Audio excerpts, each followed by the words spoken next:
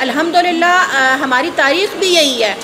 یعنی پچھلے برس بھی میں اسلام آباد میں تھی، کراچی میں بھی، لاہور میں بھی الحمدللہ، اور ہم نے تمام مکتبہ فکر کی خواتین کو جمع کیا تھا اس موقع پر، اور تمام تر سیاسی اختلافات کو، نظریاتی اختلافات کو بالائے طاق رکھتے ہوئے پاکستان کے فلاح کے لیے خواتین اور بچیوں کے اندر اور اسلامی اقدار کے فروغ کے لیے ہم نے پورے پاکستان کے اندر یہ پروگرامات کیے ہیں اور ہر سطح پہ یہ پروگرامات کیے ہیں، اور ایک بہرحال ایک مشترکہ موقف اختیار کرنے کی کوشش کی ہے کہ ایک مشترکہ ہمارا لاہ عمل ہو تاکہ ہماری آواز مضبوط بھی ہو سکے اور معاشرے میں کوئی خیر بھی آ سکے۔ اور اس میں ہم نے کل بھی ایک انشاءاللہ پروگرام رکھا ہے حجاب پہ، تمام مکتبہ فکر کی خواتین کو بلایا ہے، اور اس کے علاوہ جو تمام سیاسی پارٹیاں ہیں پاکستان میں ان کو بھی ہم کوشش کر رہے ہیں کہ اس میں ہم اکٹھا ہوں، جو چیزیں ہماری مشترک ہیں، یہ ایک مشترک آواز ہے، یہ مشترک پورے پاکستان کے لیے اور پوری دنیا کی خواتین کے لیے ایک تحفظ کا پیغام ہے، تو اس میں ہم صرف دینی جماعتوں کا نہیں، ہم سیاسی جماعتوں کو بھی اکٹھا کر رہے ہیں۔ جناب آپ سب لوگوں آپ سے سوال پہلے تو آپ کو مبارکباد کہ آج آپ نے اس پڑھنے کی پر بات کی، کیونکہ یہ شروع تب ہوا جب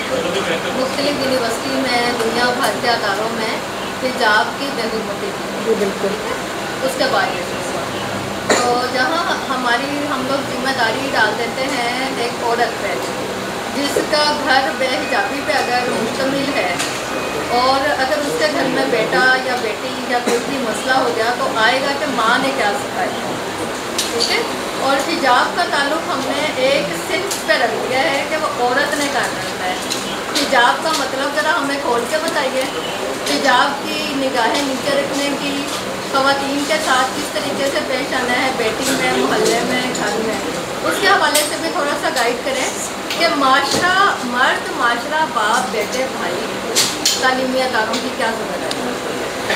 دیکھیے میں نے کی ابتدا میں ہی یہ بات کہی تھی کہ حجاب جو ہے وہ 1.5 گز کے ایک ٹکڑے کا نام نہیں ہے کہ میں نے سر پہ اس کو اوڑھ لیا، بلکہ حجاب ایک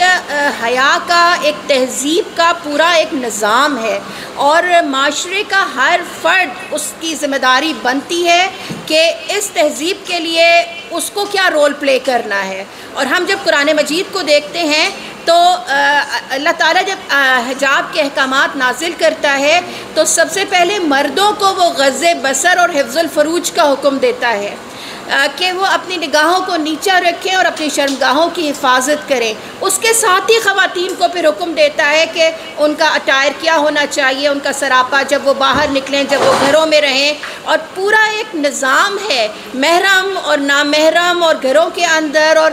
اجازت لے کر آنا اور اوقات کا مقرر ہونا، یہ پوری ایک تہذیب ہے جو اسلام ہمیں سکھاتا ہے۔ اس میں صرف عورت کی تنہا ذمہ داری نہیں ہے، اس میں ذمہ داری پورے معاشرے کی ہے، اور اس میں ذمہ داری ریاست کی بھی ہے کہ اس ماحول کو پیدا کرنے کے لیے، اس نظام کو برپا کرنے کے لیے، ان اقدار کی فروغ کے لیے کیا کیا جاتا ہے۔ اور میں یہاں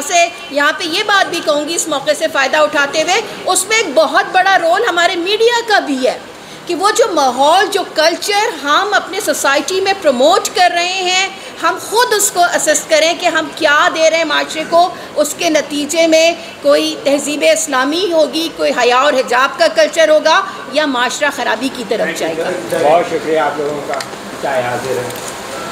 بہت شکریہ جی۔